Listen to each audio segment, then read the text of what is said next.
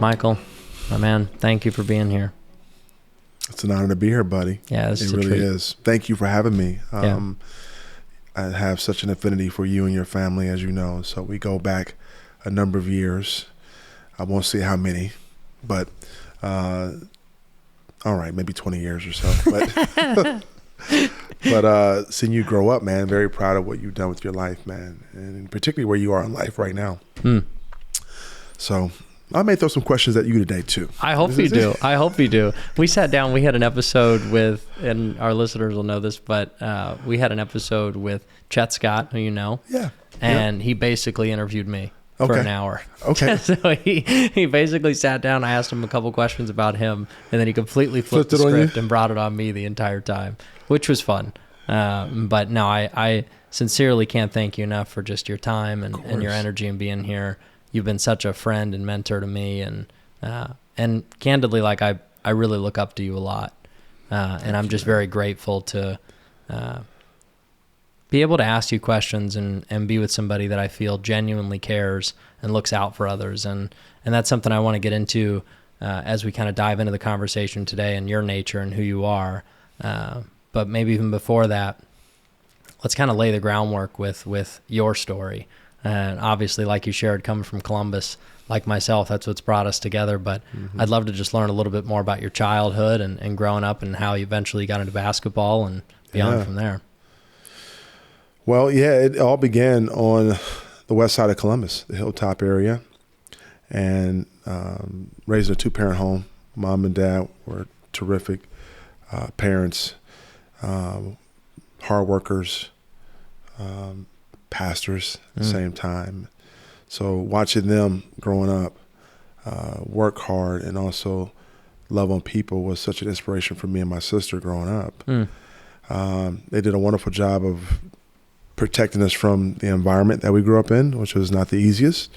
And so they are my heroes, the sacrifices, the ability to not only have a house, but have a home and create that environment for me and my sister where we have fun growing up. And my parents, watching them pastor for now going on 34 years now. Wow. Loving on people, helping people, has been such again, tremendous inspiration to me and how I live my life.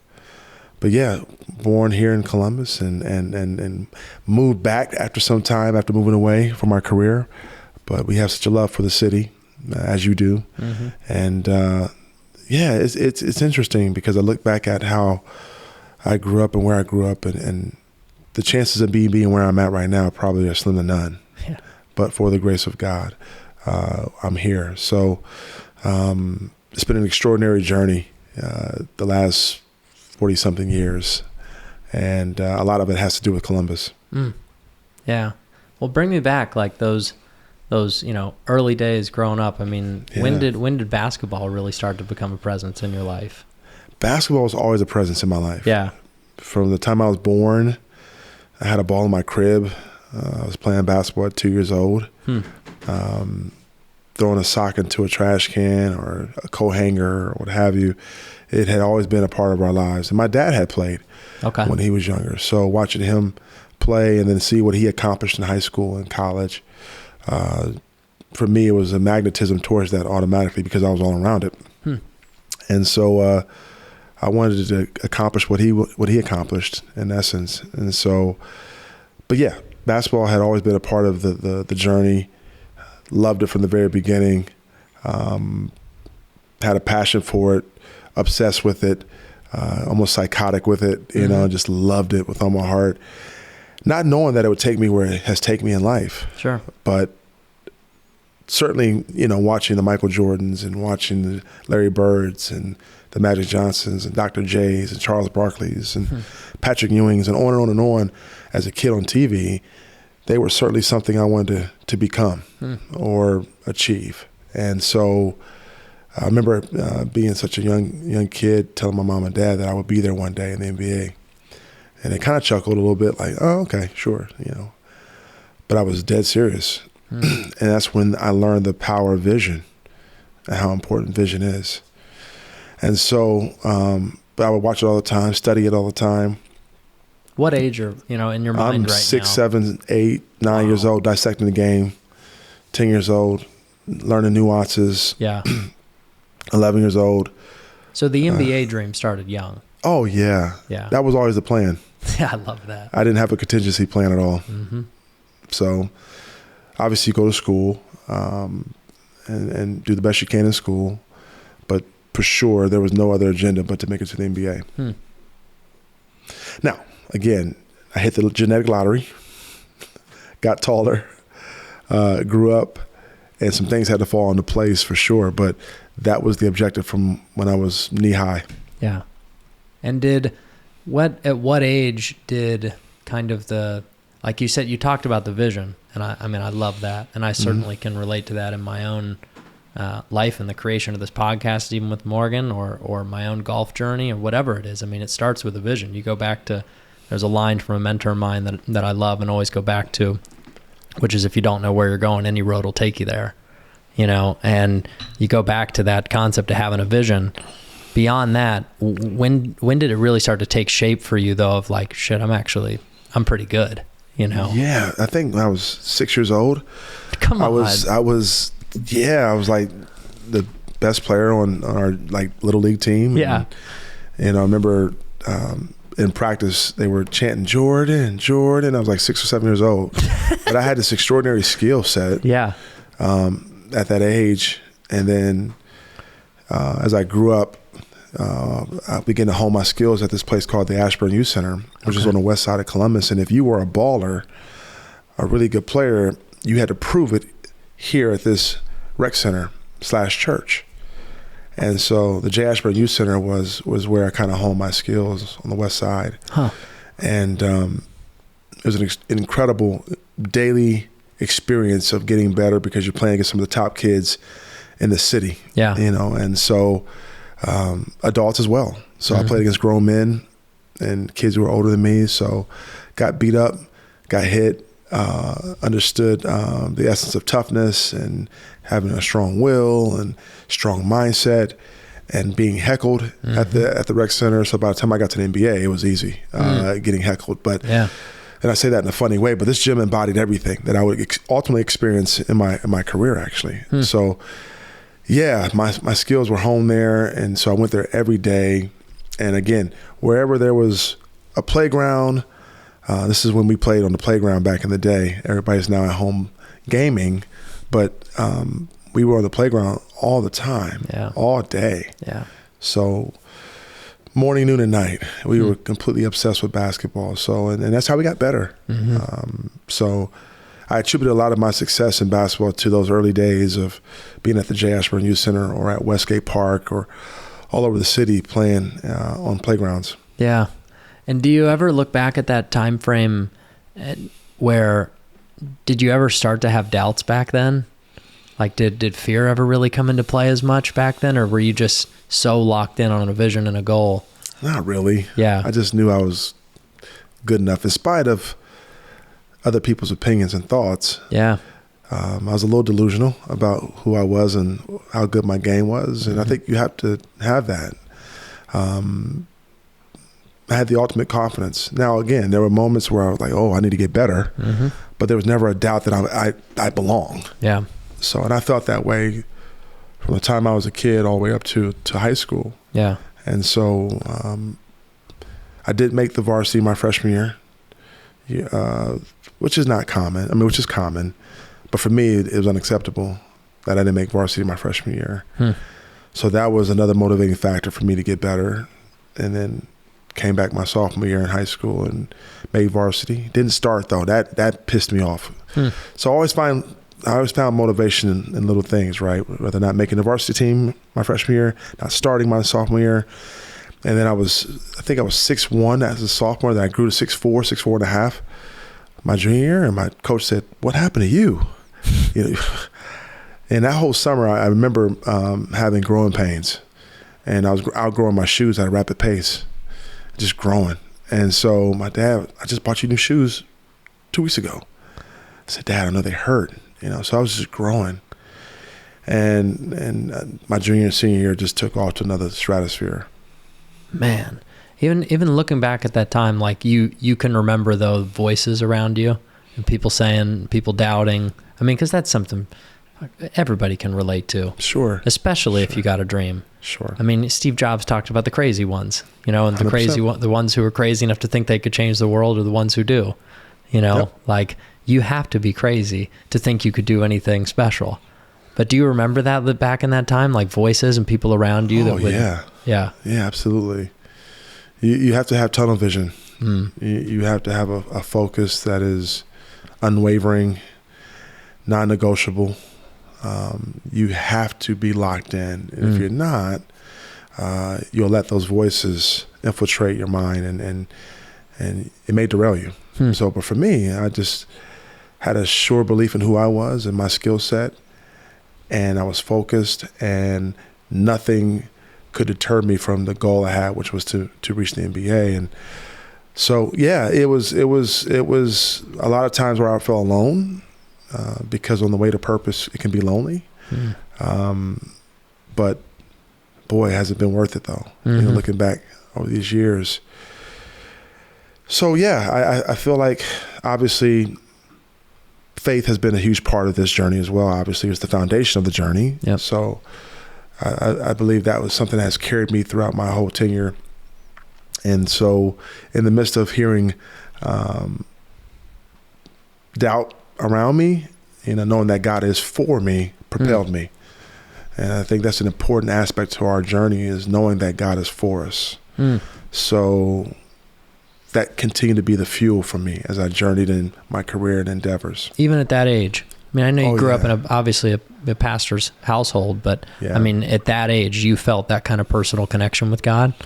For sure. Yeah. For sure. I gave my heart to the Lord at 15 years old, and faith has been such a big part of the journey since then. I've had moments with God that have been unbelievable, monumental moments since then. But yeah, as a child, I kind of hung my hat on those things, and I was really focused on getting out of the neighborhood that I was in. It was a rough neighborhood, so having faith in God for that, and then also putting the work in at the same time to assure that one day my family and I would be out of this neighborhood. So that was the ultimate for me.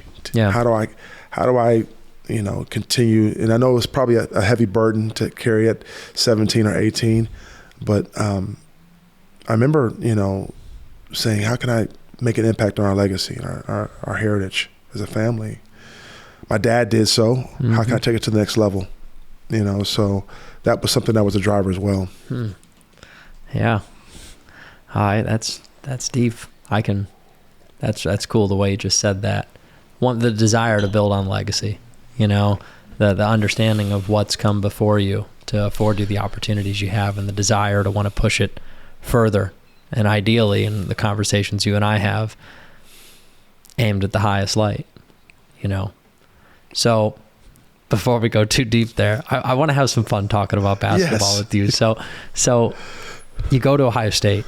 How did that, so obviously I'm sure you knew the coaches and stuff, you know, growing up in high school around Columbus, but when did Ohio State become the clear choice for you? I think my senior year. Okay. Yeah. The first school to ever recruit me was Michigan. Yeah. Oh, really? Yeah. And I wanted to go to Michigan my whole young life. Jalen Rose, Chris Webber, the Fab Five, you know, they were inspiration to guys like myself, young black boys who watch TV and say, hey, these guys can relate to me and how I grow up and the culture I'm groomed in. And so Michigan was certainly a school that I was targeting. And then the older I got, maybe I can stay home and help this program here at Ohio State. And at the time, our basketball program was called the Suckeyes, not the Buckeyes. No way. Yeah. I mean, we had struggled before I got to school there. And for you, for you in telling these, I'm sure you've told these stories 100 times. I'm asking them myself because I don't know your story as much in coming about. True. So I'm curious to learn more about it. I didn't know that about Ohio State basketball. Yeah. My childhood growing up in the Thad Matta era, pretty much my whole childhood as a Buckeye basketball fan was one of pretty epic times. Great point. But I guess that was probably started a lot in the foundation of when you went there. Yeah. I got criticized for going to Ohio State. A lot of great players at the time, particularly locally, were not going to Ohio State. And in my mind, it was almost of the thought of why go build another program up outside of the state when I can stay home and be a part of a building program and a growing program here at Ohio State. And so I took the risk of coming to Ohio State almost at the last minute my senior year, and it wound up being the best choice I've ever made. Now, after my freshman year being at Ohio State, it was not in a sense of where we were 1-17 in the Big Ten and we were 8-22. Holy cow! My freshman year, we lost 17 straight games my freshman year, and had just a morbid freshman campaign. Now, me as an individual, freshman of the year, all Big Ten. Right, I read that. I had some success my freshman year, but Big Ten freshman of the year, and you lost 17 straight. Yeah. Wow. Yeah, I led the Big Ten in scoring that year, but I never came out of the game. So Coach O'Brien was a brand new coach at the time. Jim O'Brien was a brand new coach at the time, my freshman year, and a number of our scholarship players got kicked off before the season started. So we were at a deficit my freshman year. So our talent had left. So here we are. Let's put the ball in this freshman's hands and see where it takes us. So dang. First freshman ever to lead the Big Ten in scoring, which is amazing, but we lost a lot of games. And so my sophomore year, we come back with new additions, Scooney Penn, Brian Brown, George Reese, a number of new additions to the team that we already had with Jason Singleton and Ken Johnson and Sean Coleman, to name a few. And so John Sanderson. And we historically made the greatest turnaround in NCAA history. We went from the worst team in college basketball to being one of the best teams in college basketball the very next year. Wow. So we went to the Final Four and, had some tremendous success along the way, and won some Big Ten championships while I was in school, my junior year in particular. So we went from a morbid program to being one of the best programs by the time I left. Same coach. Same coach. Wow. Same coach. What was that transformation like in the room? I mean, I almost kind of thinking back to, the Last Dance story with Michael Jordan when he came into Chicago and changing the culture of that locker room. Like I'm reminded of that story as you tell it, but like what was the transformation in the room like, especially for you as the freshman? To be kind of, I assume, in a leadership role that early too. It was ultra special because I was a Columbus kid. Yeah, right. So the amount of love that I received from Columbus to this day has been incredible. And there was such a sense of pride as we, made that transition from being one of the worst programs in the country to now being one of the best, top 4, top 3 in the country. Dang. So we were so proud of that, and we had worked our butts off to make that happen and make Ohio State basketball a respectable program, because obviously we know that Ohio State football is king, but we also wanted to be known as a basketball program too. And, we were able to do that, and the journey was amazing. It wasn't without its bumps and bruises, obviously, but to go from a year of mockery to now a year of celebration and adulation and honor, it was an incredible transformation. And the city was, on a high. We hadn't been to a Final Four in 30-something years. So to have accomplished that, I believe, set the tone for what we have seen the last 20 years out of Ohio State basketball. Yeah. For sure. Yeah. Are you still pretty involved with the program at all? Not really. Yeah. Obviously a fan of the program and obviously alumni. So, but I go to the games, most of the games. Jake Diebler and I are good friends. His whole family, his brother John as well. Friends with the coaching staff. Yeah. Have a good relationship with our ADs, Gene Smith before Ross Bjork. Gene's amazing. He's my mentor. He's like an uncle to me. Yeah. Getting to know Ross now, the new AD, and enjoying what he's bringing to the table. So I've always been attached to the program in some capacity, but not from an official standpoint. But I just love our university. Yeah. So now, coming out of Ohio State 2000, you get drafted to the NBA, second round, 43rd overall. And at least from my understanding, you get to the team. I know Ray Allen was like, the star shooting guard at that point on the team. And you probably at that point, you go from Ohio State where you're playing the whole game. Yeah. So now you're in the NBA, and it's not quite the same story. But talk a little bit about those early days in the league and building into your career. Yeah, it wasn't an easy transition to the NBA. Yeah. Because of all the success we had garnered at Ohio State. Right. I left school early. Right. And so that was not a popular choice. Again, high school to college wasn't a popular choice. Leaving college to go to the NBA wasn't a popular choice. The fans here, even it reminded me a couple of days ago, one of the fans reminded me, we hated to see you leave because of all the success that we had. And so... Did you say 2 or 3 years? 3 years. 3 years. And... back then that was kind of taboo. You don't leave school early. You stay all 4 years and whatnot. And I just felt like my time was up at Ohio State and I had to move on. We had accomplished a lot in that time frame, and now it's time for me to pursue my ultimate dream was being an NBA. But it was not a popular decision when I left school. So, but sometimes you have to take risks in life, right? And take bets on yourself, And so did that. Wound up getting drafted in the second round of the NBA draft, which was amazing, just to be drafted out of millions and millions of players around the world. Yeah. And I got drafted to the Milwaukee Bucks. So I went from a buck to a buck. And really a unique situation because I didn't know anything about Milwaukee at all. I just thought of Laverne and Shirley or Happy Days. I didn't know anything about the city of Milwaukee or Wisconsin. Maybe beer and cheese and brats, maybe. We played in Madison against Wisconsin, so I was familiar with playing there, but I didn't know anything about Milwaukee at all. And to my surprise, it wound up being just a wonderful place for me. And when I got there, to your point, I had Ray Allen there, who was a superstar two-guard, and Glenn Robinson and Tim Thomas and Sam Cassell. Had a lot of great players on that team. So much so that we went to the Eastern Conference Finals my rookie year. Wow. Almost went to the finals. So just a super year of learning and growing. No, I didn't play that much that year at all. I just watched and learned. And that was unfamiliar territory for me, to your point, not playing. But I was able to learn from that situation. And I wound up embracing that role of not playing. And it wound up paying dividends down the road. And was it...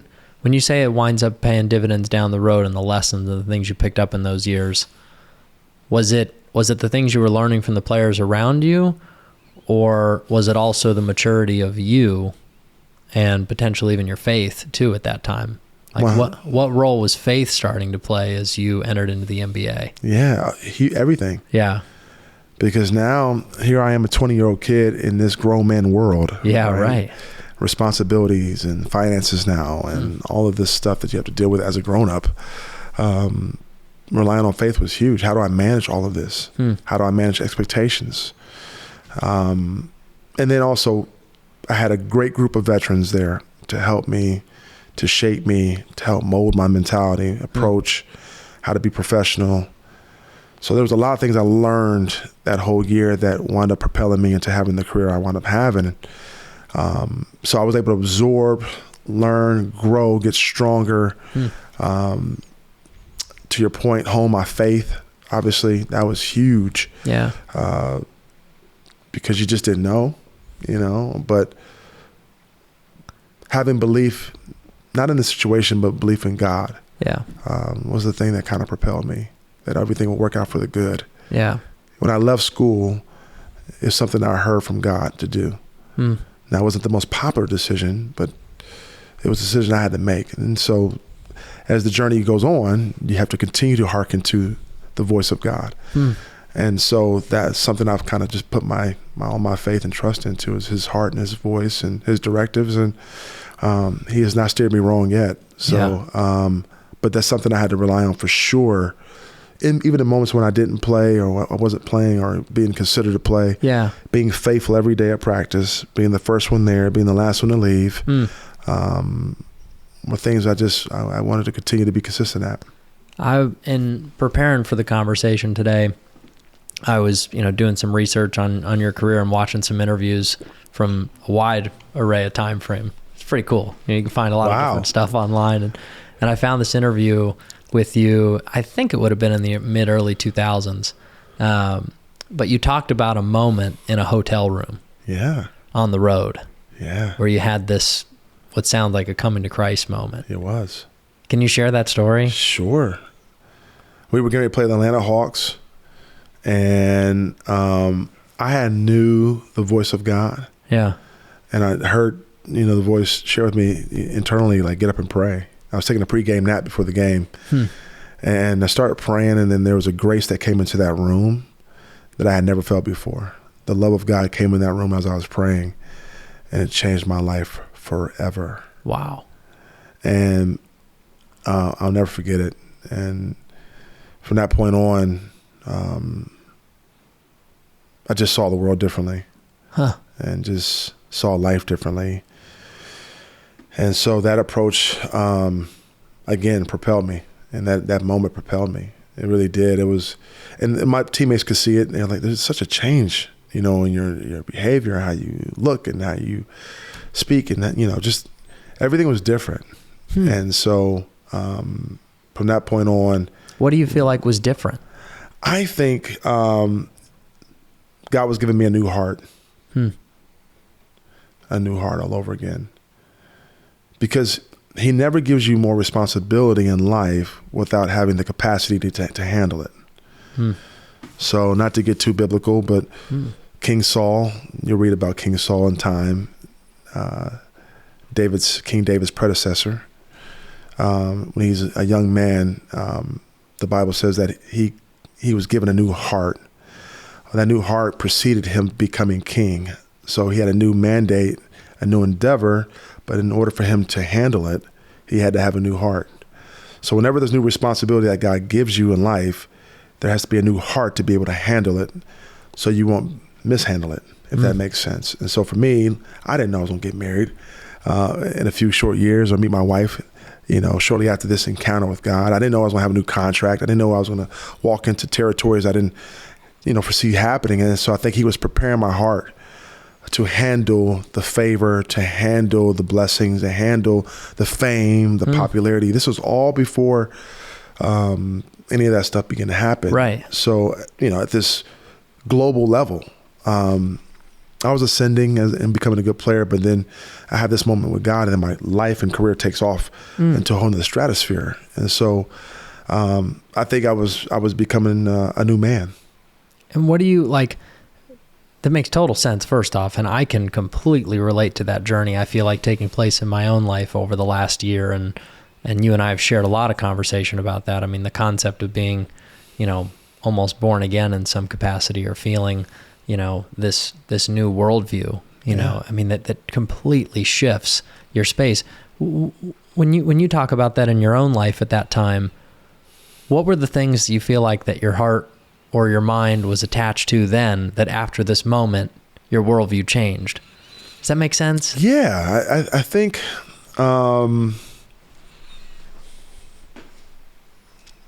becoming more spiritual. I think I was in a state of maybe fight or flight, just like, okay, Lord, I don't know what's going to happen. And, I think just plotting along. And I think from that moment and beyond, it was a greater purpose of why I'm in the NBA or why I'm here on the earth, and became awakened, to this new life that God was going to have me walk into.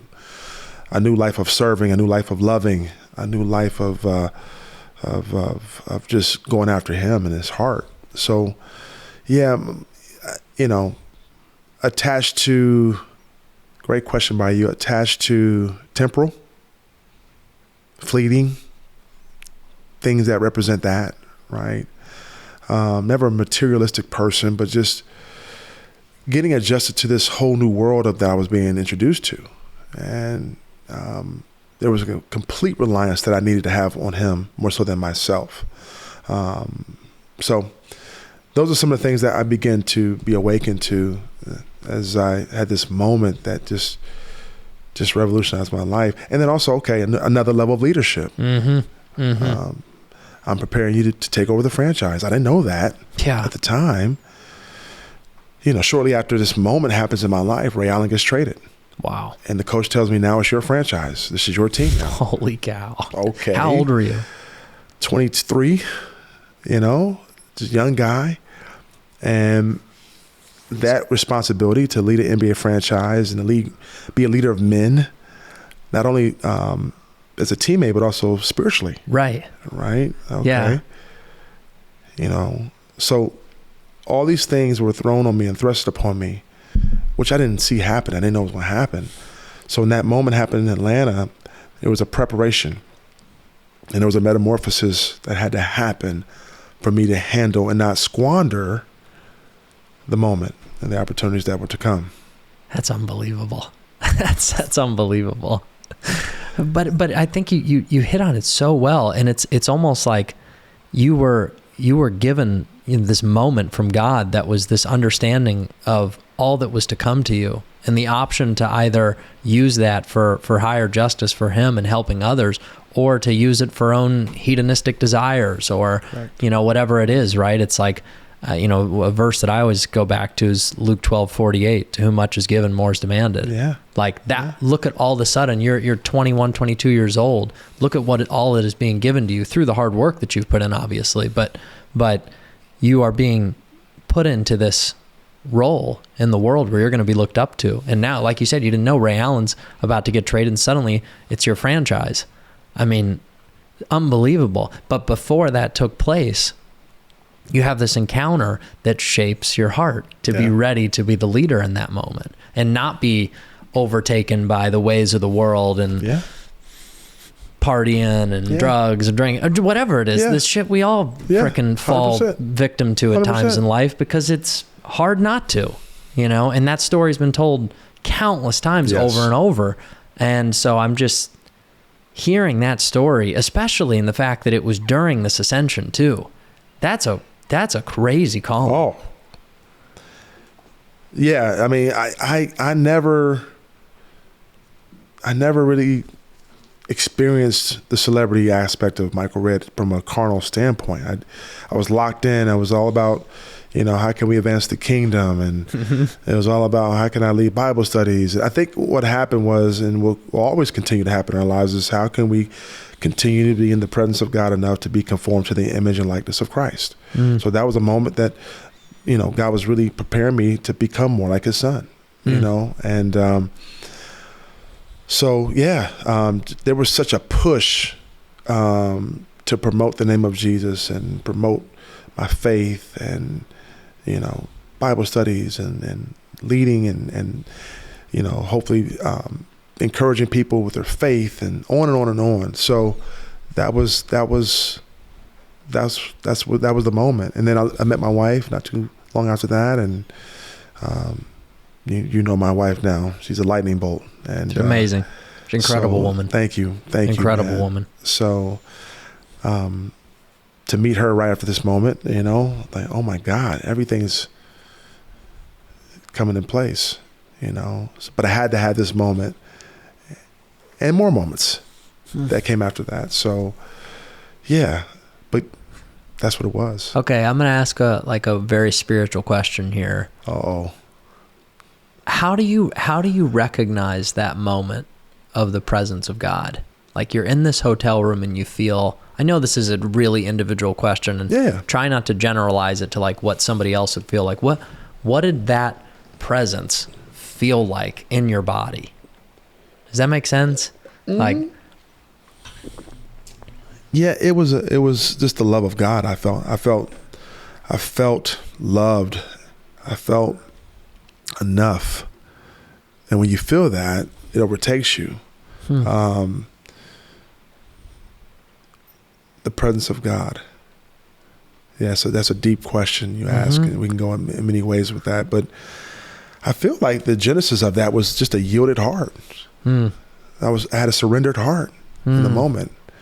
When I heard the voice say, "Get up and pray," there was a yieldedness that I had, and an openness and a surrender that was just really in me. I think the presence of God becomes more pertinent to a surrendered heart to a heart that is open and vulnerable to the love of God. I think that's important to know, that to somehow comprehend the love of God, which we cannot do, there has to be a level of vulnerability to that. So I was open to however, whatever in that moment was going to happen. And I just felt a love that I had never felt before. I may have done things in the past out of legalism or ritual, with my life, but at this moment it was more about relationship. Yeah. So. Yeah. And also I feel like the ability to have that quiet space too. Yeah. Like to have, we live in such a busy world today where we have this device on us that's constantly buzzing and we can talk to anybody at any given second. The time that we actually give ourselves to just be present in our mind, still a moment of just being. Yeah. Right?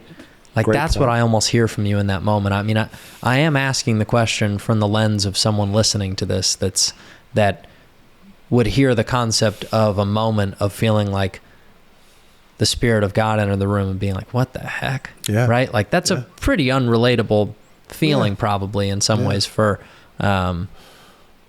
many, many minds, understandably, right? Yeah. But I'm curious, like, for me, I feel like that moment has come to me when I've allowed myself the space to be still, when I've allowed myself the space to just be actually present with where I am and hear the thoughts going on in my head, right? Like, recognize it's a state of meditation. 100%. Right? 100%. We all are tempted daily with the paradox of choice. And the paradox of choice is that when there's so many options around you, you become paralyzed. We have so many YouTube channels. We have so many options with media, our phones, to your point, apps. We're so inundated with options, it paralyzes us. So to your point, solitude becomes your best friend. In fact, Yeshua's greatest strength was his ability to be in solitude. So the pace of Jesus's life is found in the book of Mark for me, but you always see him going away, stealing away, getting away to go pray, to go meditate, and so I think that is something that is a superpower for us. That's so good. What, you gonna say something? No, that's just so good. Yeah. It's so counter to the cultural thought today, right? It's like we just want to we're so busied by things. I'll be honest with you, even like in what you just said about, how much content and things there is in the world. When Morgan and I decided to do this, like, it was fighting the reality that, like, there's a billion of these podcasts in the world. Like, we don't need another podcast. We don't need another thing in the world to listen to. But in the same breath, like, our aim was to hold space and conversations that would hopefully honor something like you just said. Like, when I think of the way, and I don't use that term passingly.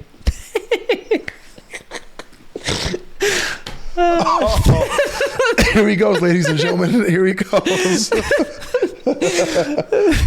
You're right, though.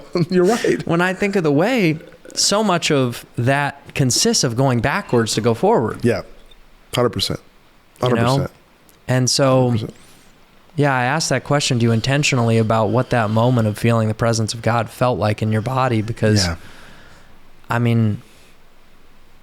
it's truly something I believe anyone can feel if they allow themselves the space and the openness to feel it.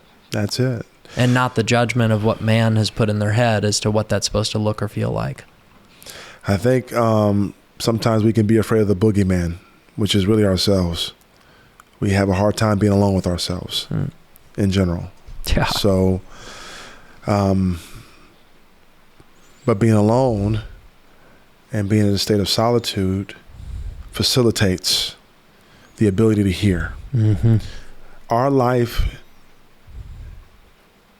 life's journey is based off hearing and obeying God. It really is. Hearing is such an essential part of our life. Our embryos are the shape of an ear. Mm-hmm. So hearing is, and I say that symbolically in the sense of, like, hearing is everything. Mm-hmm. But how can I hear when I have noise all around me, to your point? So I have to steal away. I have to get away. I have to find a quiet space and take some time out to be by myself and kind of hear, not think, pray, not pray, meditate, and just give your time space And then when that happens, some creative things begin to happen. Yeah, I'm going to go a different direction with this in a second, but I had texted you about this yesterday because yesterday was Sunday and I went to church, but I had this thought going into the day where I went back and read the fourth commandment in Exodus, where God instructs Moses that we should hold the Sabbath day holy. Yes, you did. Yeah. And I was thinking about that, right? Because in that sentence, he doesn't say you need to hold this day holy by going to the church or going to the institution. Right. And in the New Testament, I think it's in Hebrews. I'd hate to misquote it. I have it in my notes, but Jesus actually talks about how the day is to be held for rest. And it just had I had this thought of like, who's to say whether or not you've held this Sabbath day holy or not? Like if you've been in the presence of God all day, whatever that looks like, it doesn't have to look like what the church told you it looks like, you know? Correct. Are you okay? So in the New Testament, New Covenant, He is our Sabbath. Yeah. So it's in Him we live and we move and we have our being. So when I'm in the presence of the Father, I'm resting. So the whole essence of the New Covenant is resting in Him. It's in Him I live and move and have my just being. Right? It's not by power, not by might, but by the Spirit. So now being in Christ allows me to have the Sabbath experience every day of my life. It's not just committed to just one day. So looking back then, going now, you have this moment, your career goes on this incredible accelerating ramp, right? You become a starting player, you know, like you said, become face of the franchise and so on, sign a huge contract. And now I'm sure the voices and the noise are at an all-time high all around you. How much in those moments, like how did you preserve those quiet times in your life? Like what would you do in your time to still have the quiet spaces in your own life when I'm sure the noise around you was at an all-time high? Yeah, I think focus. I think one of the currencies of life is attention, actually. What you put your focus to, I think, which is a currency. So I was just locked in, you know, and now I become married, become a newlywed, which adds another layer, right, of the ability to be locked in. And so just practical stuff, I would go home and just spend time with my wife and hang out with her instead of hanging out with the guys, and there's nothing wrong with that, but just for me at that moment, it was more important for me to be home a lot more so than being just out. And there was so much demand from endorsements and, you know, the team. And then obviously now here comes the Olympics and there's, you know, all kind of obligations and responsibilities. I just had to be locked in and have people around me that want to help guard that for me. From my trainers to personal assistants to family to my wife was my ultimate bodyguard and just, you know, watching over my life and but having mentors around me, people to hold me accountable, I think, which is a very important thing. So all those things, and obviously prayer, meditation was the key for that. I think self-discipline, there was a discipline attached to that as well, of just having the eyes on the prize. You know, so still, in the midst of this moment of success in my life, there was still vision, you know, because what's next? How can we continue to grow? How can we have more impact? There was visions of doing things, even when I was playing and achieving all this success. How can we be more impactful? You know, so those are things I was thinking on as I was entering into this whole era of my life. And you mentioned it, then comes the Olympics, you know, and being a part of the Redeem team, you know, which was an epic documentary on Netflix they did, you know, last year. It might have been this year, but I thought that was sweet. But I mean, just to share the floor in a jersey with the likes of Kobe and LeBron and Carmelo and Chris Paul, I mean, it's like, this was just a team for the ages. What was that experience like to get called into that environment?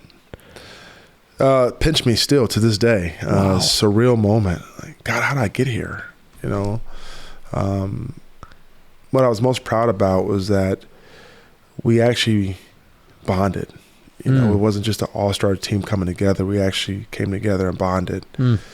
And it was an incredible experience that I'll never forget. I remember getting a call from Jerry Colangelo and Team USA saying, you made the team. And I was like, oh my God, I'm one of the best players in the world. I'm the best at what I do. That's amazing, you know. So, you know, all I could do is harken back to 210 South Terrace Avenue in the west side of Columbus. Wow. You know, I'm like, how did I get her, God? It was your hand, it was your favor, the whole step, the whole way, your love that propelled me. And now in front of billions of people, you know, on this world stage. And that Olympics, you know, was nuts. Surreal. Yeah. You know, we're, you know, rock stars everywhere we go. Olympic Village. You meet all the great athletes, Michael Phelps, Usain Bolt, Venus and Serena Williams, on and on and on. I mean, it was just such a star-laden Olympics. And Nastia Lukin and the gymnastics teams were huge back then. Yeah. So, yeah, it was an amazing time that I'll never forget. I remember, you know, being asked to be on the team in 2005, but at that time, I'm in the process of building my house, and lo and behold, I meet this family, the Coughlin family. You know, and for those who don't know, your dad's house was an inspiration for our house that we wound up building, and really appreciative of him taking the time to spend time with me and walk me through it. And I see this little kid like running around, and then the go-karts and all this stuff, and it was you at being 8 or 9 or 7 years old, you know, and lo and behold, 20-something years later, we're back together again. It's amazing. Full circle, right? I know. So my dad has a story from that day. So we in our barn, he had a basketball hoop on the wall, right? And you guys are walking around, he's showing you around this stuff, and he, you know, points out the hoop and whatnot, and he says something to you along the lines like, you know, Mike, is that hoop 10 feet, you know? And he loves telling, he's like, and you just walk right up, just go, whoosh, put your hand up, touch it, yeah, that's about right. Did he tell you, though, I fell in love with his wine cellar?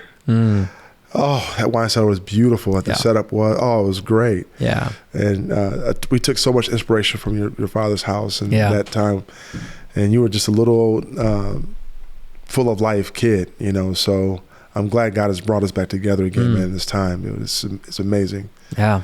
Amen. So that was a part of that time, too. You know? So, sure. Yeah. What are, like, do you have any kind of like locker room stories that you remember from any of those guys in the room, whether it was Kobe or, I mean, guys that just, you know, you kind of had this bonding experience that was so personal, or something you always look back to? All of them, pretty much, Jaggy. Yeah. All of them. I mean, we all did everything together, whether it be dinners, lunches, obviously breakfast. We were together all the time. Yeah. A lot of banter, as you can imagine. I will say this, everyone approached the situation from an egoless standpoint. We all have egos because we're all terrific in our own right. Yeah. But when it came to becoming a team, we all left our ego at the door. And we came together and said, you know, it's not about one individual or two individuals, it's about all of us. How can we all add impact to what we're doing? And it's important to be a part of something bigger than yourself. Yeah. And this moment was bigger than all of us, you know. And so we talked a lot about that in the locker room. And there was such a focus because, remember, we had lost in 2004. Right. And didn't win the gold medal. So there was a keen focus on what we had to accomplish. And it was almost businesslike. So we bantered and we had fun, but we knew how to lock in when it was time to lock in. And I was able to see the habits of a Kobe, the work ethic of LeBron. And they were younger than me. The Jason Kidds, the Tayshaun Princes, the Dwayne Wades, to name a few, Chris Bosh's. And so we were able to see each other's habits and work ethics. And I was just taking notes for this regular season. Okay, that's his tendency. That's his tendency. No way. You know, I was scouting the guys out while we were playing, because you had to play against them during the regular season in NBA. But for the most part, though, we all were open and willing to share our secrets to our games. And me and Carmelo Anthony would shoot. I would challenge him every day in shooting, and we learned from each other, which was a beautiful thing. And so, just a lot of memories. I think winning the gold medal meant more to us than it typically did because we had been together for 3 years prior to that. Wow. So there's something about the journey. The team was selected that early? Yeah. Wow. Yeah. So we came together 3 years prior. So all those practices, all those sacrifices of summer time, and we had training camps all summer. We practiced all summer for 3 years. And then we reached the moment of winning the gold medal, and it was like, now we can breathe. Wow. And it was such adulation and joy in our locker room when we won because of the journey that came along with it. It always is, right? Yeah, delayed gratification. Phew. How about that concept? It's not a popular idea. It's not. Yeah. It's not. I think we want things now, and we want that instant gratification. I think there's much to be said about having delayed gratification. I had this moment this past year, Mike, where I hadn't really competed in golf that seriously since 2019. Came out of Ohio State and pursued playing professionally for one fall. Played Q school in 19, made it to first stage, but didn't make it through. And COVID hit, the golf world shut down, and I was kind of already on the fence of being full-time in jegs or golf, and I just decided to go all in on jegs. And golf, kind of went by the wayside for a better part of 3.5, 4 years. You told me this. I had called you from Palm Beach, actually. I don't know if you remember this at all. You remember me calling from West Palm Beach? I was in Palm Beach. Yeah. You're like, I'm back with the company, and I'm like, huh? So I didn't. So we had talked through that time frame. And so since selling the business and being a part of the transition and beyond, it afforded me the opportunity to get back into playing some more in the last year, right? Yeah. And this year, I decided to play Q school again at the beginning of the year, much actually to the credit of Morgan, who really helped inspire me on that, just being around him and his journey back into the game of golf. And the fire never left. It's been a dream since I was a kid, And so at the beginning of the year, I decided to play Q school this fall, and I'm relating it to the story you just shared about the journey because I had this encounter with recognizing I was in the middle of a journey and appreciating it differently than I ever had before versus just being so desiring of this outcome. By basically July 1st came and I realized, holy shit, like I got 2 months in Q school starts. Yeah. Like I got to change some habits right now.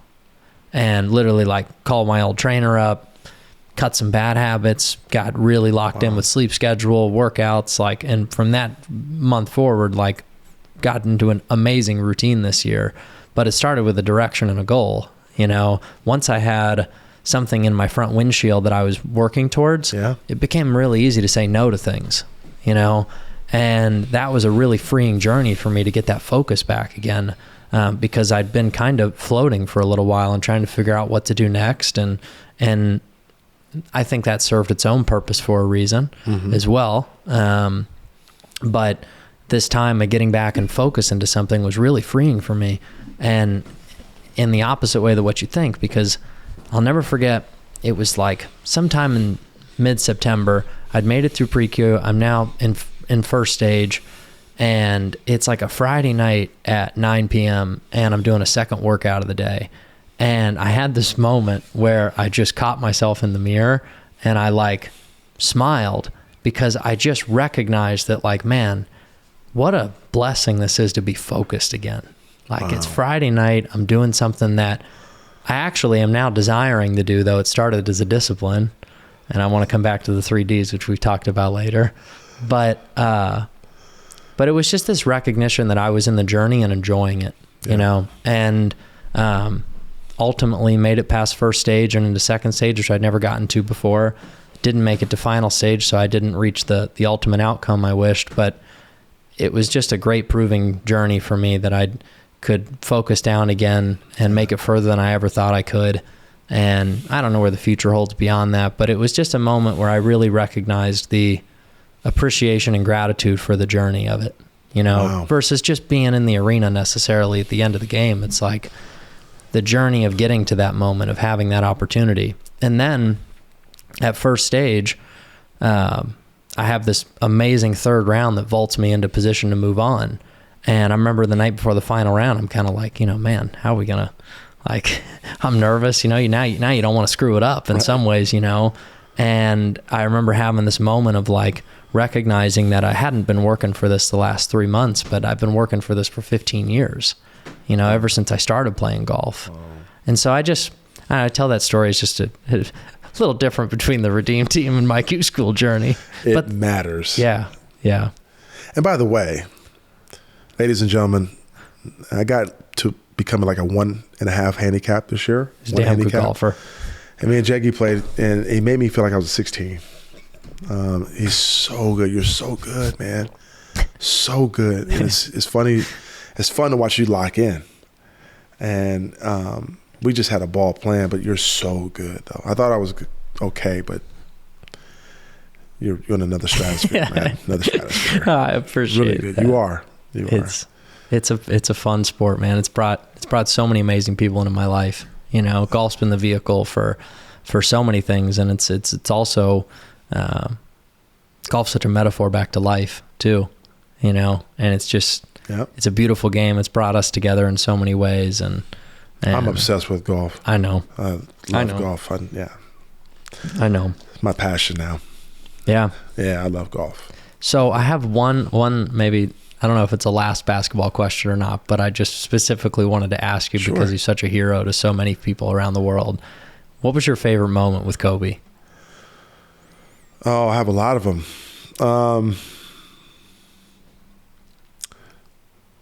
So it's funny you asked that. I'm doing a documentary on my own app. Cool. About this, my experiences on the Olympic team. I talked to Bobby about this too. Mm-hmm. But it's interesting. He was able to become a part of a team. At this point in his career, he was kind of, just a loner. Mm-hmm. And, I'll do it myself type of personality. And then he was able to get on this team and graft himself into this team. So to see him vulnerable at certain things that we did together, we played golf together, actually, but he was not very good at it. Yeah, I didn't know if he was a golfer. Yeah, it was awful. But it was beyond the point of him being awful. He was trying to ingratiate himself with the team. And we were the same age virtually. He's a year older than me.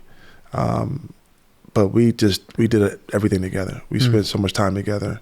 It's not very public, but we became very, very close. And to see him want to be a part of the team, understand his buy-in as our alpha, but yet be a part of the team and hang out with us and spend time with us.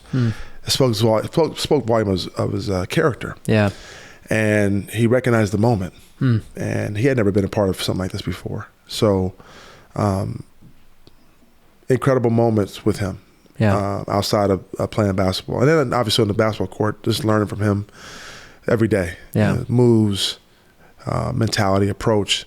I remember going into the weight room at 5:30 in the morning, wanting to be a leader on the team, elder statesman.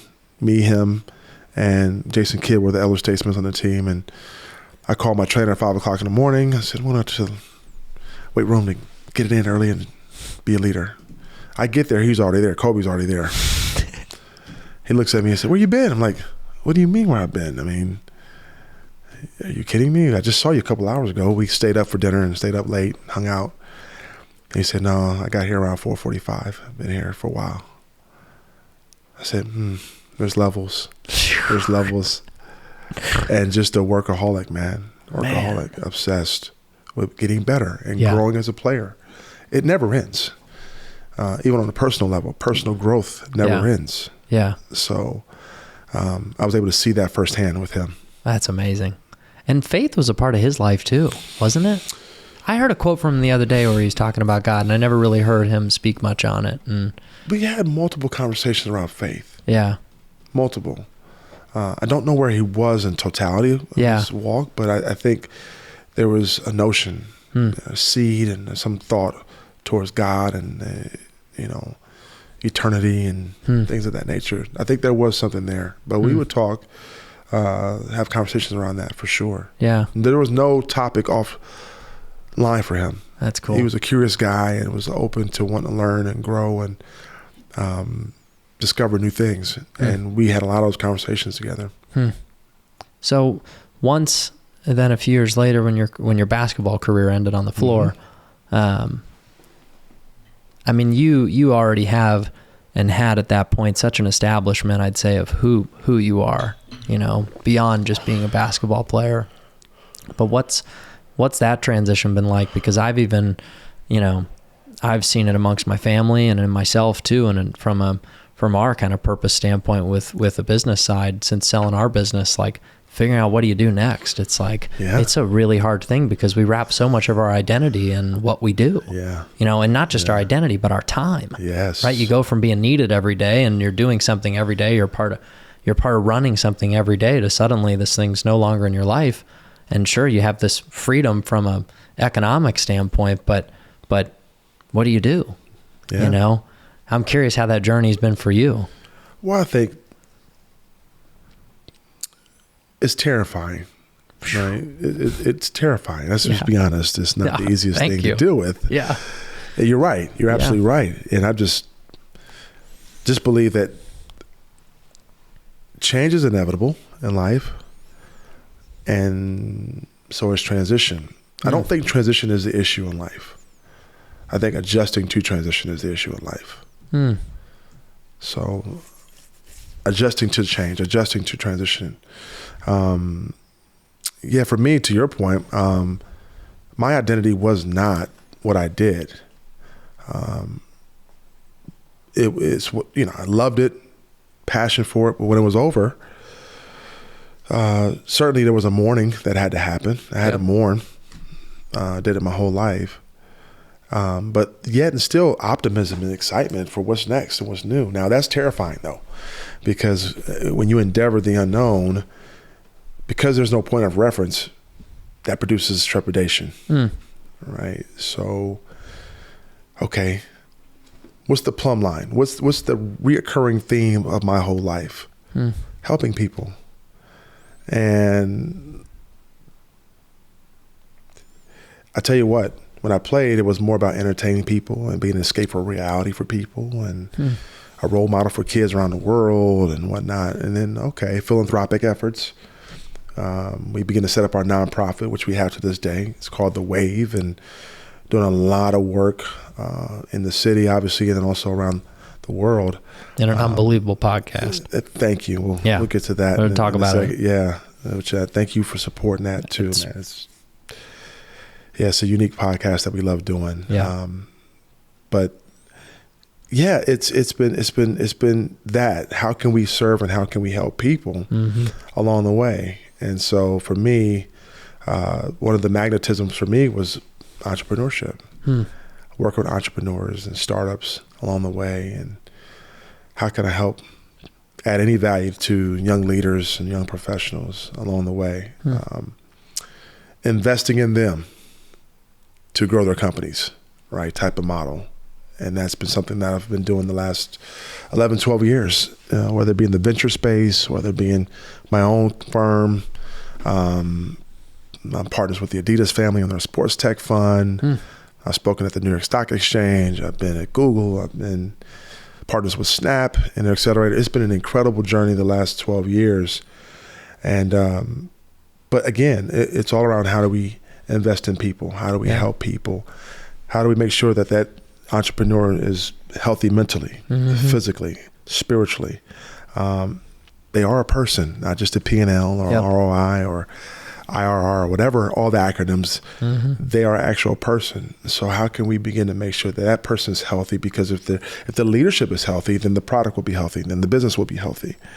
And that gets ignored sometimes in these spaces of venture and private equity and whatnot. 100%. So my heartbeat is for that leader. Interesting. And we've been doing that for the last 12 years beyond some of the other philanthropic stuff we've been doing. Yeah. So.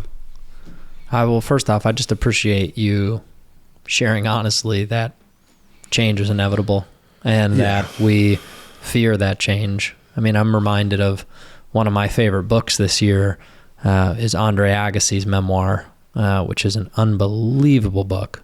It might be an autobiography actually, but it's him that, wrote it obviously about his life. And one of the quotes in that book that he said was that there's 2 deaths in an athlete's life: when they retire from their sport, and then ultimately when they pass on in this life too. And I that quote came up for me when you shared that, but I wonder, like, at a deeper psychological level, why do we have such fear of change? Why is that unknown so scary to us, right? I think there's no point of reference. Yeah. We want certainty in life.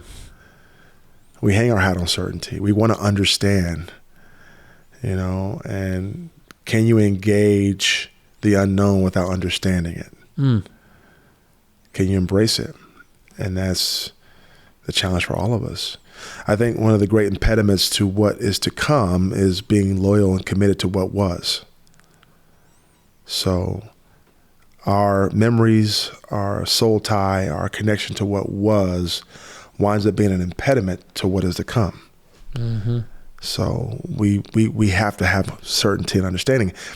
And so, but that's not the essence of life. The essence of life is actually how you manage loss. If you really think about it, it's inevitable, right? We don't handle death well. We don't handle the omega of a thing. We love the alpha, the beginning of a thing, but we don't like the death of a thing. Yeah. If that makes sense. And nothing new derives from new. Mm-hmm. Anything new always derives from old. So things have to pass away so the new things can come about. Mm-hmm. And we talked about this a little bit at dinner the other night, but there's a spiritual teacher who has been really impactful to me that I shared a documentary with you on called Becoming Nobody. It's a guy named Ram Dass. And he talks about, how present this fear of death is, in all of us by our own human nature. And we rob humans of what's ultimately the greatest transcendent experience of the human life. It's the passing on to the next dimension. Like, yep. The example he gave was, someone's in the hospital and they're, dying days, and the doctors and nurses all around them are smiling and saying and acting like everything's going to be, you're doing okay. And then they walk outside the door and look at the family and say they're not going to last the day. Mm-hmm. We're robbing our society because of our own fear with it.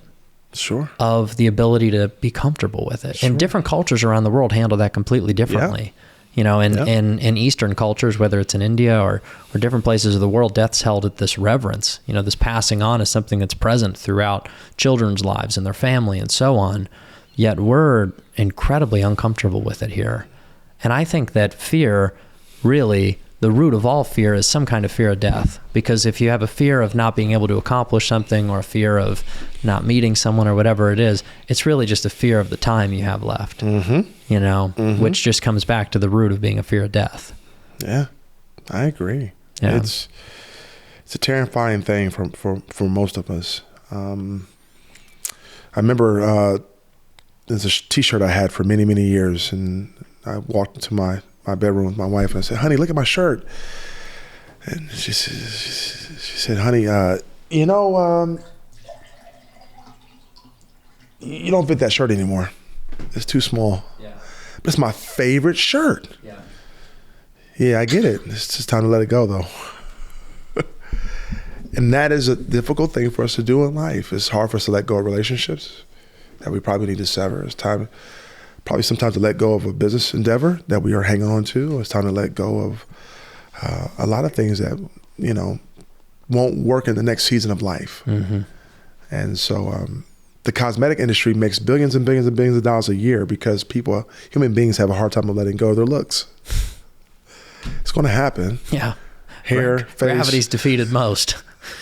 I don't know anybody that's won in that game. We have a hard time of letting go. Yeah. And when you let go, that's when you can receive, though. The new, the fresh, the innovative, right? So I think that's something to be said about that as far as what change. There's a lot of nuances around transition that we don't discuss. For me, I think it's important, again, to go into solitude. And solitude, you can experience this liminal space. I don't know if you've heard of liminal space. Liminal space is a space in between two eras of life. So you exit one era of your life, you go into this state of solitude. And it's a creative space. And whatever you come about within this creative space, you operate the next era of your life. So it's a point of tension between two eras, just time and space, right? And that's why I was saying earlier, you need that solitude to allow creativity and ingenuity to be birthed. And whatever you come about from that, you operate in the next era of your life. It's called liminal space. It's powerful.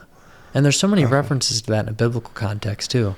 I mean, whether it's Moses who goes to the desert for 40 years or Jesus when he goes to the forest for 40 days and 40 nights. I mean, there's always these moments of stillness. Now, I think that's probably hard to relate to for most people listening, because how are you going to depart from the life you live for 40 years, right? Yeah. But I think, there is something to relate to in that story, which can be as simple as starting with 5 minutes, even 2 minutes. I mean, it's just anything to start anywhere, and having these moments of solitude, I think is such I'm definitely going to leave this conversation more encouraged to have those moments, because as I've been on this journey to Christ and the spiritual journey over the last couple of years, which in some ways I say like that, but I've prayed every day since I was 7. Yeah. I mean, maybe younger. So I've been on a spiritual journey my whole life. Yeah. I've just started to have more encounters with the Spirit through the Word and through my own prayer. But through that same journey, I've also had a lot of different voices around me that have been giving me their opinions on the Word and giving me their opinions on God. And it started to distract, I think, me from my own spiritual connection to Him. Wow. And so I am feeling more and more of a calling to go into this place of solitude. Wow. And come back to my personal connection with God, because I feel there's real power there. I don't feel like maybe the differences I have with the institutional mind are that crazy. Right. But man, you can be made to feel like they are. Oh. And that's not to judge or be too harsh in saying it. I feel that I have a pretty good relationship with God and like a good knowing of Him. And now through my own experience of the Word, not somebody else's told experience of it, but my own experience of the Word. Wow. Combined with my spiritual presence with Him, there's a love there that's pretty surreal. Yeah. And it's not this harshness and judgment and black and white that I felt from man, I think. Wow. And so I am feeling called right now to go into these moments of solitude more. It's such a superpower, man. Yeah. It really is. I think I'll say this, the only constant in life is the grave. If you want to see consistency, just go to the graveyard every day. If you're alive, there's always something new happening, right? In you, around you.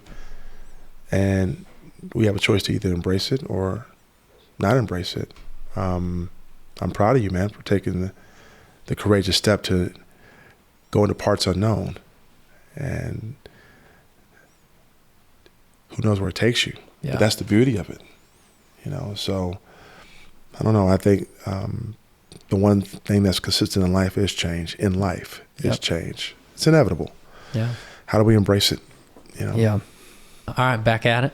Back at it. I was, kind of in wrapping up the conversation we were having then, one of the things that was coming to me that I've heard you say on your podcast, The Wave, was, talking about this inevitable change in one's life, right? And you referenced the time in a kid's life when they come out of college and they get the question of, oh, what are you going to do with the rest of your life? It's like, right? And I'm going to even take this another tangent. Yeah. But Roger Federer gave this incredible commencement speech at, oh shoot, do you remember where it was at? I don't remember where it was at. It was one of the big schools, and this was just this year. And he gave a beautiful commencement speech, and he related to the students by sharing that exact same sentiment. He says, everybody around here is looking at you today and saying, what are you going to do with the rest of your life? And he goes, and for some of you, if you have a really good idea for what's next, like, I'm happy for you, and that's fantastic. And for others, if you don't, I'm right there with you right now.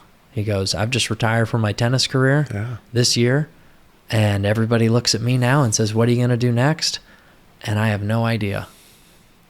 And I just, so to hear you share that same sentiment and the reality of that, because you did just call what it is scary, and you gave me permission in listening to The Wave one day when you referenced this conversation, when you referenced that moment a kid has in college or an adult has in leaving a job or a divorce or whatever it is, just when you have those huge pivotal forks in the road where you turn right and you could go left or right and you made a choice, right? 100%. Any of these pivotal moments, you gave the listener permission, and I'll never forget it, to say, I don't know where I'm going, but I know who I'm following.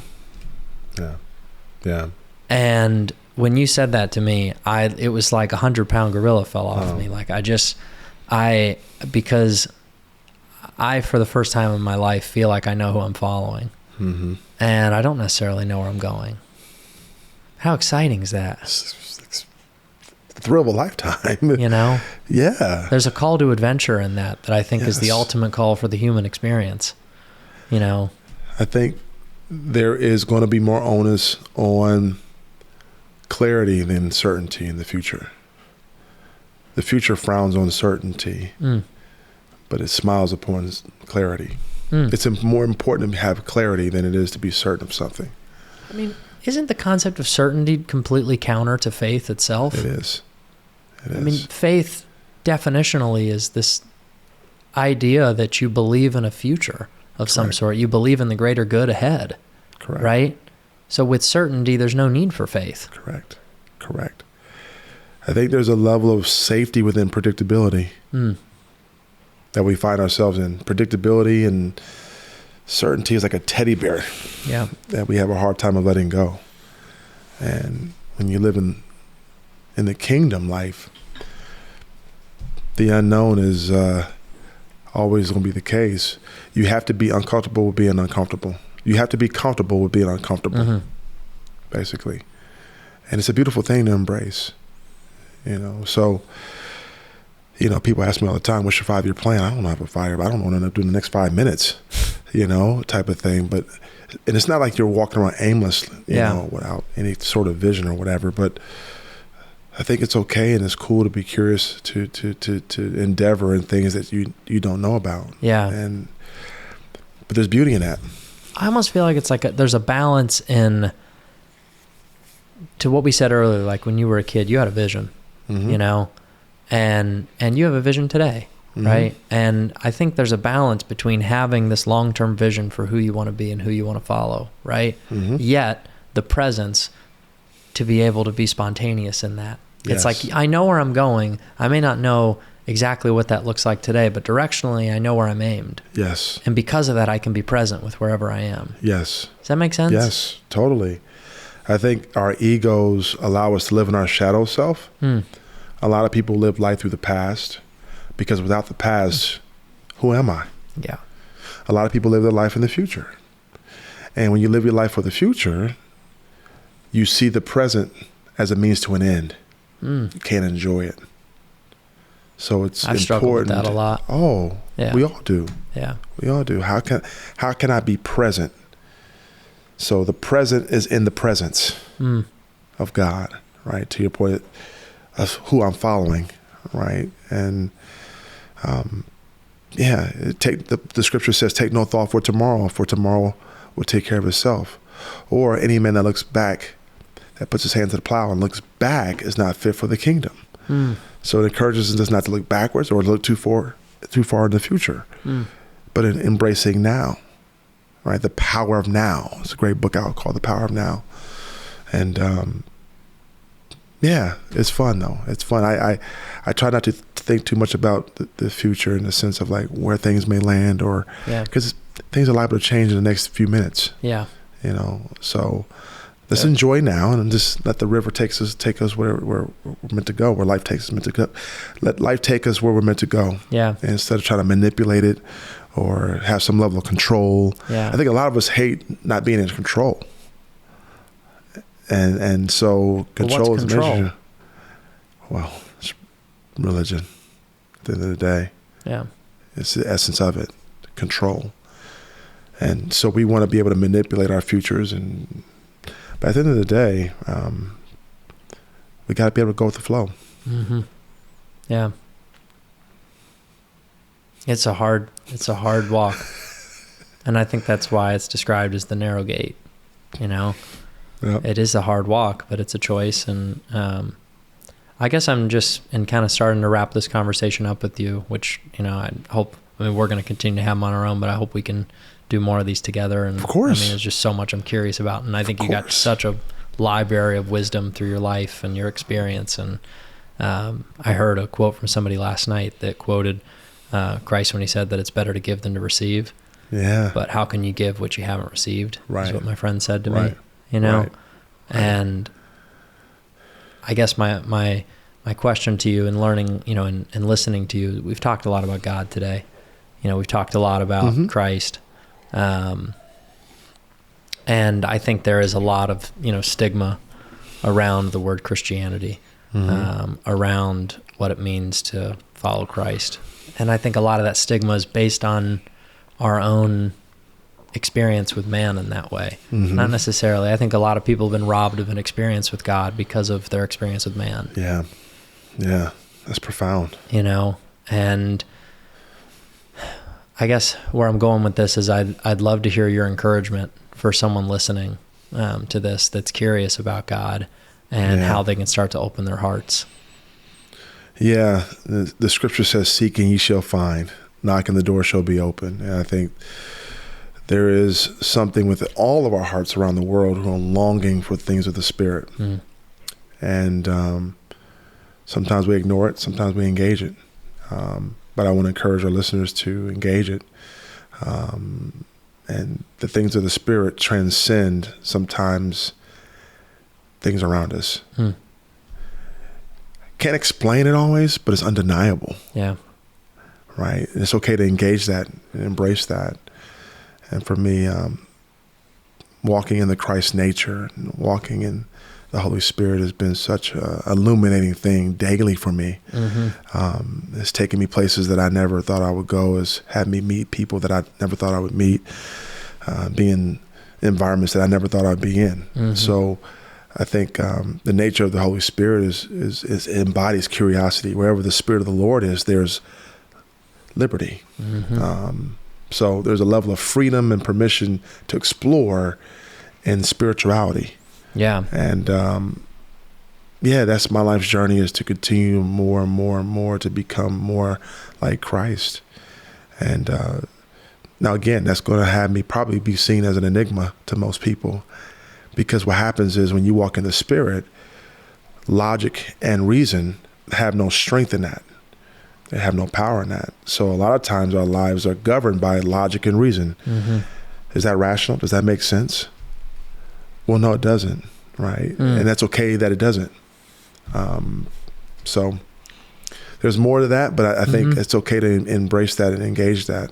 Well, you've helped me really, I feel like, connect the dots between this objective experience I'm having with the Bible and this spiritual connection I've had for so long with God. Yeah. Because you've helped me understand through the Word, you know, this concept of the Holy Trinity, and that the Holy Spirit is in you. Yeah. Right? Yeah. That Christ is in you, the hope of glory, that our body is a temple that God dwells in. Yeah. Right? Like, you've helped me understand this concept that I've always felt, which I think is the most empowering freaking thing I've ever heard in my life. Like, to understand that God is in you. Yeah. That you are God in some capacity. Yeah. You're not the creator, but he is in you. Yeah. Right?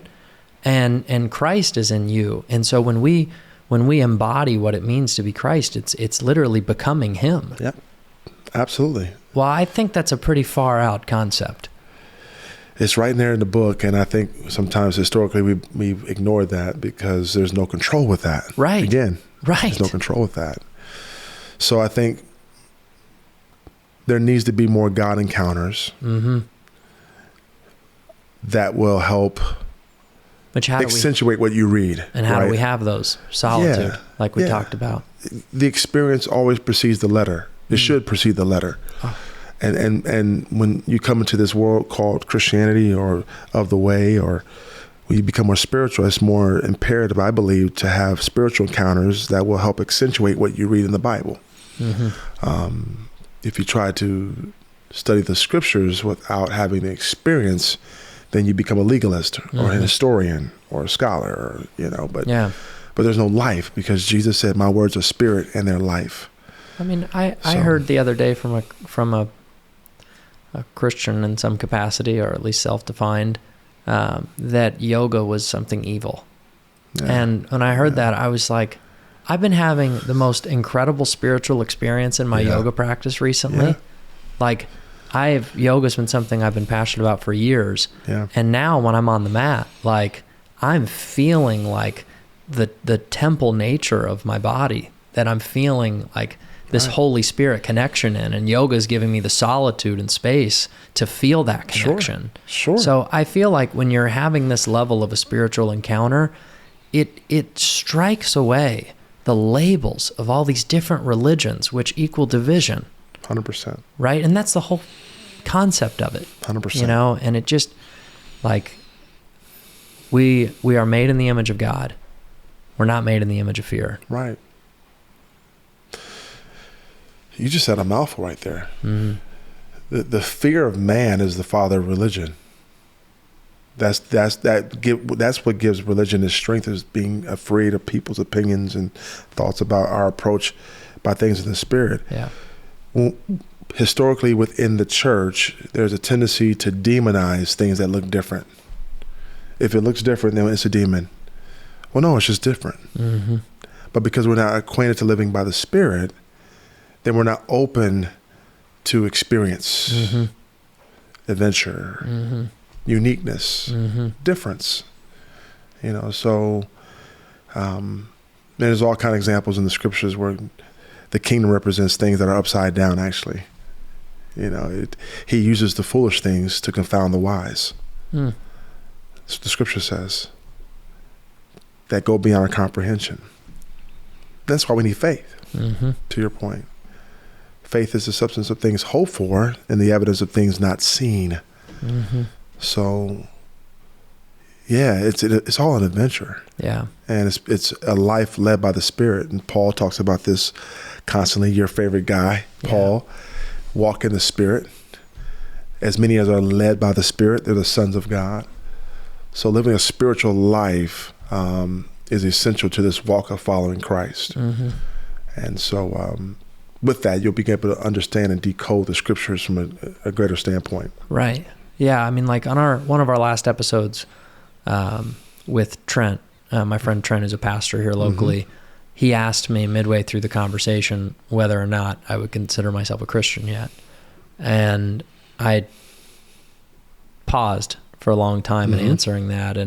And what I basically responded with was that I don't know the importance on labeling that for me, because if my heart and my mind is in connection with the Spirit, and then my actions in this world, right, how I interact with people reflect that of a divine nature, then why do I need to say what I am? I'll have to. Because that's the root of the division, and that's something I have admired so much in you, Michael, because I've known you for a long time, man, and I've watched you interact with so many different people, and you just freaking give love, man. Like, appreciate you, buddy. Yeah, I mean it, dude, sincerely, and I think that is ultimately walking in the way. It is. Well, you exude love. You, Jeggy, exude love, and there's a magnetism towards you. And I think the scripture says, with love and kindness have I drawn people. It's love that draws. 1 John 4:8, 19, we love him because he first loved us, on and on and on. God is love, right? Mm-hmm. And so the very essence of us taking on the Christ nature is to be able to exude love, a supernatural love, a love that is the God type of love. So agape. Yeah, that's sustainable love, unconditional love. So, yeah, the label thing is interesting, to your point. And I don't know, the Apostle Paul talks about being a living epistle, open and read by men. My life is the scriptures, and when I take on the Christ nature, I become the living scripture, right? So, which we'll get into some of that when we get a chance. But you exude that, man, and I think you have really so much love on you and through you, and it's contagious, dude. Seriously, I was talking to somebody about you, maybe in J. Ross or somebody, but he's known you for a while himself, and he says, Jake is just a sweet guy, and you are. So I think the ultimate sign of being a believer of Christ is actually how you love people. Now, we don't have to necessarily agree on everything for me to have unconditional love for you. I think in the institutional way of thinking is that if we don't agree, then we can't walk side by side. Right. That's not the case, though. Our diversity and our difference actually unifies us all the more, if that makes sense. 100% it does. So the whole group think that we have to think the same way and believe the same way is not necessarily the case, because the Spirit transcends doctrinal beliefs, theological beliefs. 100%. It's the Spirit of love. Yeah. And that love transcends any label of religion or any label. I mean, I'm talking like the spirit of love is the pinnacle of every spiritual religion too. It is. So anyone that is in, it's like, to walk with the Dalai Lama, like for me to oppose him because we don't share the same worldview. It's like, this dude's just walked the earth in love all these years. Should I have a problem with him? Yeah. That's it. Yeah. It's something I've wrestled with a lot, and the fact that God wouldn't love that person because we didn't share the same worldview. I just don't understand that. Right. And I have more to learn. I reserve the right to change my opinions over time and understand things, of course, but my own spiritual connection to God doesn't comprehend that. No. And my experience with the Word now, which you've helped me with a lot, doesn't reflect that as reality either. It doesn't. Yeah. The love of God transcends doctrinal beliefs, denominational beliefs. It transcends all that. Religions, it transcends all that. Yeah. And because God is love. Mm-hmm. And I think people have a hard time loving well because they haven't been loved well or received the love of God in fullness. So you can't give what you don't have, right? So there's a compassion I have for people who have a hard time loving well or unconditionally, because probably along the way they haven't been loved well or received the love of God in his fullness, which is unfathomable love. Or in the worst case scenario, man has used God as the symbol of judgment over them, which again is really the judgment of man. Shame, guilt, condemnation. So when you have that hovering in your life, then you tend to project that on other people. Yeah. To your point, you see from a judgmental standpoint, and even judgment in the scriptures in the New Testament is not even judgment of how we think judgment is. It's not punitive. It's restorative. It's all about reconciliation. It's healing, wholeness. So even our perspective of judgment is probably a little distorted here in the West. And God is love. Yeah. Yeah. I think just to put a button on that in my worldview, it's like my hope for a future with my generation, I feel like that I'm feeling so much is just, and we're seeing this across government, across healthcare, across the food industry, there is a loss of belief in the system. And my hope for anyone really but specifically to my peer set and my generation, is that they seek their own personal experience with the Spirit, because I think that this generation is so spiritual. I agree. This generation is so seeking of something beyond this material, capitalistic fucking nightmare we live in now. Yep. Right? And my encouragement is just to seek that experience within, and also through your own experience of the Word. Find mentors, of course. Find people that you relate to and resonate with, that speak of love in this capacity. But the most powerful experience is one that comes from within. It's within. Mm-hmm. It's within. Right. What are your initials again? JC. Okay. Oh, okay. Okay. I love you. That's another podcast that we'll do together. Good. You're so good. The Christ in us. We need to do a podcast. The Christ. What does that really mean? I know. The Christ in us. So we can dissect that in another podcast. I'd love to. What a joy thank you for having me, man. Yeah, man. This is amazing. Well, we're going to do more, but I want to end this pod with our kind of signature question that we've asked every guest. And the title of this podcast is I Can Fly. Mm-hmm. And this is such a fun question to ask everybody because it's different for everybody. But when you hear the words I can fly, when you think of what it means for you, I can fly, what comes to mind for you? Limitless. There's nothing impossible. I can fly. There's no limits. There's no barriers. There's no chains. There's no cap. There's no limit on the possibilities of life. That's my knee-jerk reaction, inclination. There's no limits. I love it. And I say that because of the power that's in me. Greater is he that's in us than he that's in the world. Christ in me, the hope of glory, is in me. So with that comes all the possibilities. There's no limits. So I can fly means literally I just may fly out of here. But there's no limits to life. No. We're only limited by what our self-limiting beliefs are. 100%. Our carnal mind. We need to get rid of BS and implement a new BS belief system into our brains, to your point. And that's let this mind be in you, which was also in Christ Jesus. So our thinking has to be deprogrammed. So when I hear I can fly, that means I can do all things through Christ who strengthens me. I love that, man. Well, thank you so much. And I don't know, I just feel this in like looking in the camera and saying it, but like whoever is listening to this message, like there's a reason you're having this experience right now and have come to this conversation, and know that you are capable of so much more than what your mind thinks. You are capable of anything. And we just encourage you to keep looking in that unknown. So thank you, Michael. Seriously. Thank you, JC.